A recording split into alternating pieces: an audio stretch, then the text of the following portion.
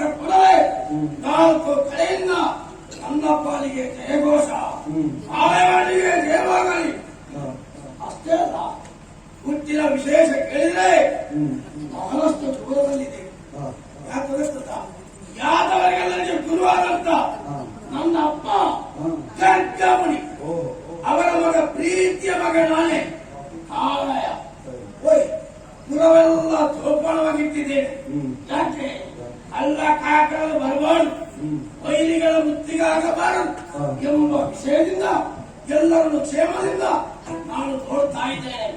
ಅಪ್ಪನಿಗೆ ತಕ್ಕ ಮಗನಾಗಿ ಈ ಪುರದಲ್ಲಿ ಮೆರೆಯುತ್ತಾ ಇದ್ದೇನೆ. ಅಷ್ಟು ಮಾತ್ರವಲ್ಲ, ಇಲ್ಲಿವರೆಗೆ ಯಾರು ಬಂದದಿಲ್ಲ. ಹೊರ ದ್ವಾರದಿಂದ ಯಾರೋ ಒಳಗೆ ಬಂದಕ್ಕೆ ಅಪ್ಪನೇ ಕೇಳ್ತಾ ಇದ್ದಾರೆ. ಬನ್ನಿ.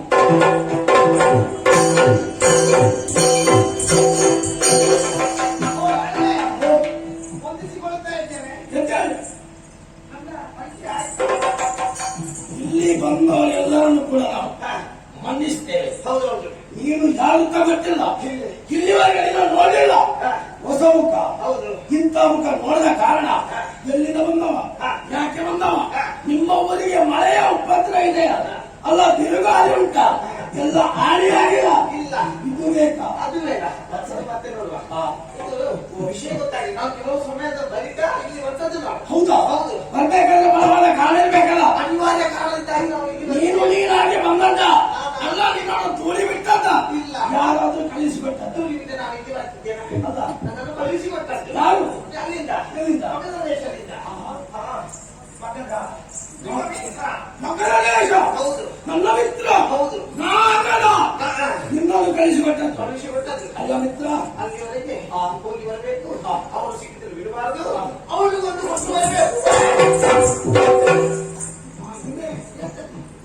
ಒಳ ಪ್ರವೇಶ ಮಾಡುವಾಗ ಅರ್ಥ ಮಾಡಿದ್ದೇನೆ. ಯಾಕೆ? ನೀನು ಸಾಮಾನ್ಯನಲ್ಲ, ನಿಲ್ಲುವಲ್ಲಿ ನಿಲ್ಲೋದಿಲ್ಲ, ಕೈಯೆಲ್ಲ ಅಲಗಾಡ್ತಾ ಇದೆ, ಎಲ್ಲವರಿಗೆ ಪೆಟ್ಟು ಬಿದ್ದಿದೆ. ದಯವಿಟ್ಟು ಇಲ್ಲ. ಮತ್ತೆ ಇಲ್ಲಿಗೆ ಬಂದು ನನಗೆ ಕೈ ಎತ್ತಾ ಇದ್ದಲ್ಲ. ಹಾಗೆಲ್ಲ ಅವರು ಬರುವಾಗ ಹೇಳಿದ್ರು, ಇನ್ನು ಹೋಗಿದ ಕೂಡಲೇ ಅವರಿಗೊಂದು ಹೋಳಿಗೆ ಕೊಡಬೇಕಂತ. ನಾವೆಲ್ಲ ಅಲ್ಲ, ಅವರು ಕೊಟ್ಟಿದ್ದಾರೆ. ನಾವು ತಿನ್ನುವುದಿಲ್ಲ. ಇಲ್ಲಿ ಇಲ್ಲಿ ವಿಷಯ ನಮಗೆ ಹೋಳಿಗೆ ನಾವು ತಿನ್ನುವುದನ್ನು ಬಿಟ್ಟಿದ್ದೇವೆ. ಒಂದು ದಿವಸ ಉಂಟ ಅವರ ಹೋಳಿಗೆ. ಒಂದು ಹೋಳಿಗೆ ಅವನಿಗೆ ಕಳಿಸಿಕೊಡ್ದ. ಹೌದು. ಅದೆಂತದ ಹೋಳಿಗೆ ಅಲ್ಲ, ಏನೋ ಒಂದು ಓಲೆ ಕೊಟ್ಟಿರ. ಅದೇ ಒಳ್ಳೆ ಒಳ್ಳೆ ಅದೇ ತರ ಅದೇ ಓಕೆ. ಸಾವಿನ ಭಾಷೆ ಮಾತಾಡಬೇಡ. ನನಗೊಂದು ಲೇಖನ ಕೊಟ್ಟಿದ್ದ. ಲೇಖನ ಇಲ್ಲಿತ್ತು. ಅದು ಕೊಟ್ಟೆ ಅಲ್ಲ, ಅದು ಕೊಟ್ಟೆ ಅಲ್ಲ, ಕೊಟ್ಟೆ. ನಾನು ಲೆಕ್ಕಾಚಾರ ಹಾಕಿದ್ದೆ. ನಿನಗೆ ಅದೇ ಸರಿ ಇಲ್ಲ ಅಂತ. ಯಾರಿಗೆ? ಎಂತನೇ ಕೊಟ್ಟದ್ದು? ನಿಮಗೆ ಬರುವಾಗ ನಾನು ಹೋಳಿಗೆ ಕೊಟ್ಟಿಲ್ಲ. ನಮ್ಮ ಅಪ್ಪನ ನನಗೆ ಕೊಟ್ಟದ್ದು ನಮಸ್ಕಾರ. ನಮಸ್ಕಾರ ಕೊಟ್ಟಲ್ಲ. ಹೌದು. ಹಾಗಾದ್ರೆ ಅದು ಒಳ್ಳೆ ಇರಬೇಕು. ಹೌದಾ? ಎಲ್ಲಿಟ್ಟಿದೆ ಮುಂದೆ ಅಪ್ಪ? ಅದು ನನಗೆ ನೆನಪಿಲ್ಲ. ನೀನು ಬಂದದ್ದು ಮಗದ ದೇಶದ್ದಲ್ವಾ? ಹೌದು. ಮಗದ ಆಸ್ಥಾನದಲ್ಲಿರುವ ಜೋಪಾನವಾಗಿ ಯಾವ ವಸ್ತ್ರ ನೀನು ಬಿಡುವ. ಇದು ನಿಮ್ಮ ಕೈಯಲ್ಲೇ ಕೊಡ್ಬೇಕಂತ ಹೇಳಿದ್ರು. ಅದಕ್ಕೆ ನಾನು ತೆಗೆದು ಉಡುಪಿಯಲ್ಲಿ ಇಟ್ಟದ್ದು. ಒಳ ಉಡುಪಲ್ಲಿ. ಹೌದೌದು. ಅದಕ್ಕೆ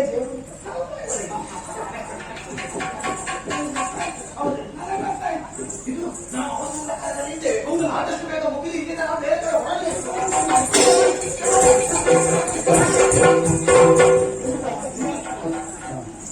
ಓಯ್, ನನ್ನ ಮಿತ್ರ ಸ್ವಸ್ಥತೆ. ಸ್ವಸ್ತಿ ಶ್ರೀ ವಿಕ್ರಮ ಕಾಲಯಾನ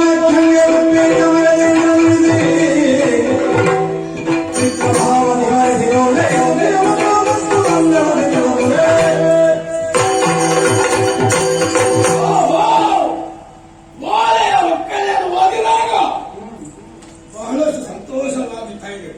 ಮೇಲ್ಪಂಕ್ತಿಯಲ್ಲಿ ಬಂದಿದ್ದಾನೆ. ಸ್ವಸ್ತಿಸಿ ಎನ್ನ ಮಿತ್ರ ಕಾಲಹಳ್ಳಿಗೆ ನಮೋ ನಮಃ. ಕೆಲ ಪಂಕ್ತಿಯಲ್ಲಿ ಬರ್ತಿದ್ದಾನೆ. ನನ್ನ ಸಂಬಂಧಿಕರಿಂದ ನನ್ನ ಪಾಲಿಗೆ ಅನ್ಯಾಯವಾಗುತ್ತಾ ಇದೆ. ಅದು ಕೂಡ ಯಾರು? ಬಲರಾಮಕೃಷ್ಣರು. ನಾವು ಅವತ್ತೊಮ್ಮೆ ಕೇಳಿದ್ದೇವೆ, ಬಲರಾಮಕೃಷ್ಣರು ಯಾರು? ಮಗನ ಮೊಮ್ಮಕ್ಕಳು. ಅವರಿಂದ ಇವನ ಪಾಲಿಗೆ ಕಷ್ಟ ಆಗಿದೆ. ಅದಕ್ಕಾಗಿ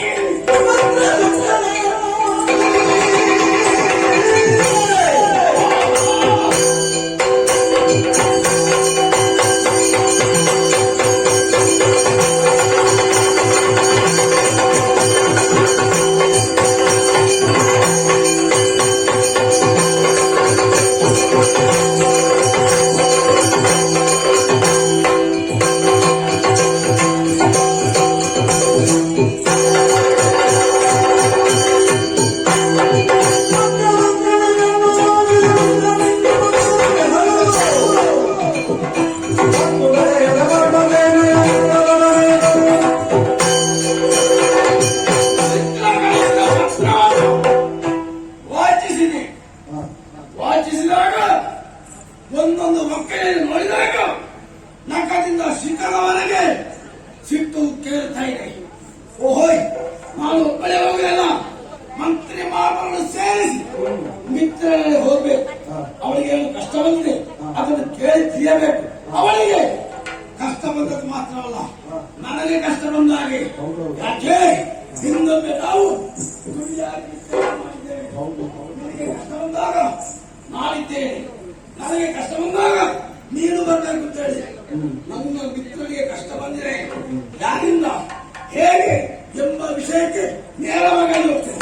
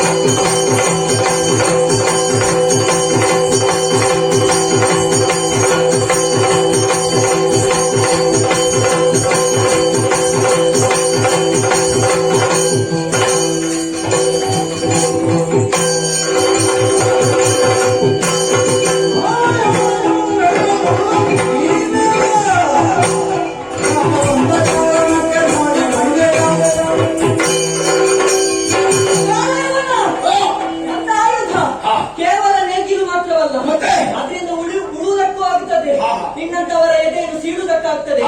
ಕಾಲಯವನ ನೀನು ಕಾಲವಾಗುವಂತ ಹೊತ್ತು ಸಮೀಪಿಸಿದ್ದು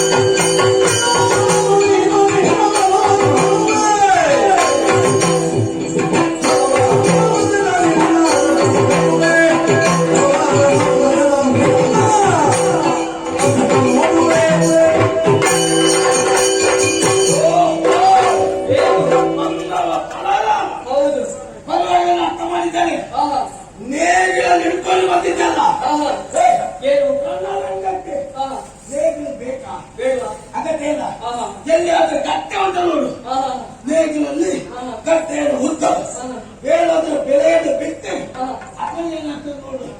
ನಮ್ಮಂತ ವೀರನಲ್ಲಿ ಆಗ ಮನಸ್ಸು ನೀನು ಚಡವೇ ಅಲ್ಲ. ಹೌದಾ ಬಾ.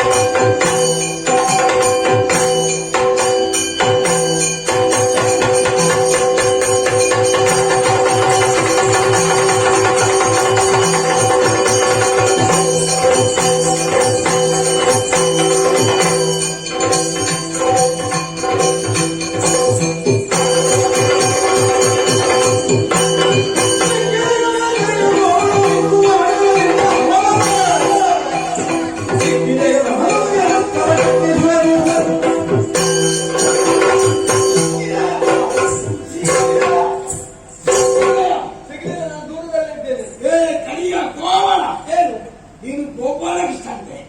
ನೀನು ಏನು ಗೋಪಾಲ ಅಂತೆ. ನನ್ನ ಪಾಲಿಗೆ ನೀನು ಗೋಳಿ ಗೋಪಾಲ. ಹಾ ಹೌದಾ? ಏನಾಯ್ತು ಈಗ ನಿಮ್ಗೆ? ನನ್ನನ್ನು ನೋಡಿ ನನ್ನನ್ನು ಅಷ್ಟು ದೂರ ಬೇಕಿದ್ರೆ ನಿಮ್ಗೆ ಏನ್ ಅನ್ಯಾಯ ಮಾಡ್ತೀನಿ? ನಮ್ಮ ಬಳಿಗೆ ಮೇವಾಗಿದೆ. ನನ್ನಲ್ಲಿ ಏನು ನಿಮ್ಗೆ ಮತ್ಸಾರ ದ್ವೇಷ? ನನ್ನ ಒಡೆಯ, ನನ್ನ ಮಿತ್ರ, ಓ ಮಗನು. ಹೌದು. ನಿನಗೇನಾಗಬೇಕು? ನನಗೆ ಅಜ್ಜ ಅಯ್ಯೋ ನನ್ನ ಅಜ್ಜ ಅಜ್ಜ. ಅತ್ತೆ ನಿಮ್ಮ ಮೊಮ್ಮಕ್ಕಳ ಇಲ್ಲದೆ ಕೈಯನ್ನು ಮುಂದೆ ಮಾಡಿದ್ಯಾ? ಅವರಲ್ಲಿ ಈ ಮೊಮ್ಮಗನಿಗೆ ಯಾವತ್ತು ಉಂಟು? ನಿನ್ನ ಮಾವನ ಕೊಂದಯ ಎಂತ ಪಾಪಿ ಮಗ ಹುಟ್ಟಿದ್ದೀರಿ. ತನ್ನ ಮಾವನನ್ನು ಕೊಂದಂತಾನೆ ಅಳಿಯಂದ್ರು ಈ ಪ್ರಪಂಚದಲ್ಲಿ ಯಾರೂ ಇಲ್ಲ. ನೀನು ಅನರ್ಥ ಪಿಂಡ ಹುಟ್ಟಿಕೊಂಡಿದ್ದರೆ ಪುಣ್ಯಾತ್ಮ. ಆ ಮಾವನ ನಾನು ಕೊಂದದ್ದು ಯಾಕೆ ಅಂತ ನನಗೆ ಗೊತ್ತಾಗಿದ. ಯಾಕೆ? ಕಾರಣ ಹೌದಾ? ಮತ್ತೆ ಕಾರಣ ಇಲ್ಲದಲ್ಲ. ಹೌದಾ? ನನ್ನನ್ನು ಕೊಲ್ಲುವುದಕ್ಕೆ ನನ್ನ ಗೋಕ್ಕೆ ಅದೆಷ್ಟು ರಾಕ್ಷಸನಿಗೆ ತಲೆಪಟ್ಟದ್ದರಿಂದ ಕೊಲ್ಲಬೇಕಾದ ಅನಿವಾರ್ಯತೆ ಬಂತು. ಮತ್ತೆ ಅಜ್ಜ ಅಜ್ಜಿ ಉಂಟಲ್ಲ, ನನ್ನ ಅಜ್ಜ ಅಜ್ಜಿ ಮತ್ತೆ ತಂದೆ ತಾಯಿ ಅವರನ್ನು ಸೆರೆಗೆ ಹಾಕಿದ್ದ, ಅದು ತಪ್ಪಲ್ವಾ? ಒಂದು ವೇಳೆ ತಪ್ಪಿಗೆ ಶಿಕ್ಷೆ ಕೊಟ್ಟರು. ಒಂದು ವೇಳೆ ಒಂದು ಚಿಕ್ಕ ತಪ್ಪಾಯ್ತು. ಆ ಚಿಕ್ಕ ತಪ್ಪನ್ನು ದೊಡ್ಡದಾಗಿ ಮಾಡಬಾರದು. ಮಾವನನ್ನು ಕೊಂದರೆ ಮಾವ ಪುನರಸಿ ಬರ್ತಾರ.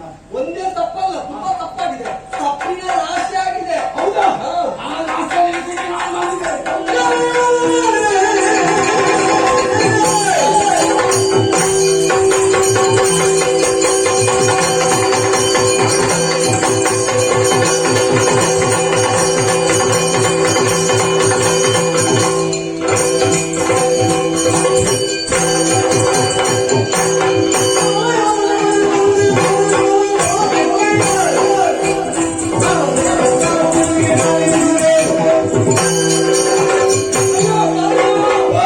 ನನ್ನ ಅಜ್ಜ ಹೇಗಂತ ನನಗೆ ಗೊತ್ತುಂಟು. ಅವನ ಪಕ್ಷ ವಹಿಸಿಕೊಂಡು ಬಂದಿದ್ದ. ನನ್ನ ಮಿತ್ರ. ನಿಮಗೆ ತಕ್ಕ ಬುದ್ಧಿ ಕಲಿಸಿದ ಜಾಗ್ರತೆ.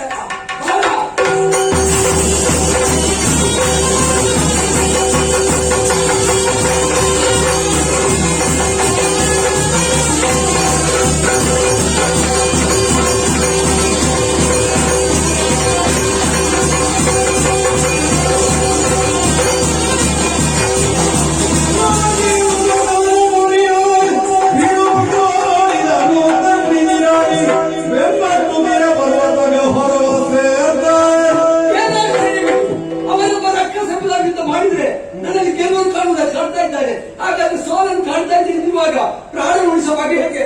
ಓಹೋ, ಒಂದು ಸೇರಿದ ಸ್ಥಳ, ಒಂದು ಗುಹೆ ಕಾಣ್ತಾ